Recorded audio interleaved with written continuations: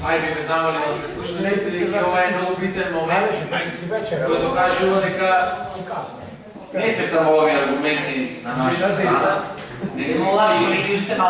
него има и аргументи кои ова општинска администрација ги премолчи уште на стартот на отварањето на ова јавно-приватно партнерство, на давањето на паркинзисти. Значи, еден од условите за да се отпочне таа поставка на јавно-приватно партнерство, покрај физибилити студијата за оправданост од земањето на зонското паркирање, е изработката на проценка на влијанието во животната средина за концесијата на добра од општи интерес и на јавно-приватно партнерство согласно Законот за концесии и јавни приватни партнерства, член 16 од истиот.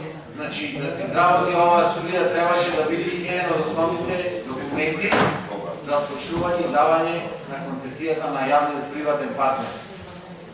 Према цела документација која ја добив на увид по барање за пристапот до јавни информации, оваа студија ја нема во документите.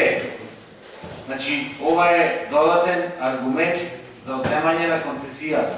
Не им требаше да ја добијат, да стопанисуваат со овај паркинг простор. Ќе напоменам уште еден дел. Имам сознание дека фирмата на која ја опрска во одреден временски период да ја поседува опремата за работење на ова предпријатие, а тоа се рампите како основно средство и како основен материјал за работа на зонското паркирање, не се нивна собственост. Тие се изнајмени од приватна фирма на која им плаќаат кирија. Тоа е уште една манипулација со обврските од договор.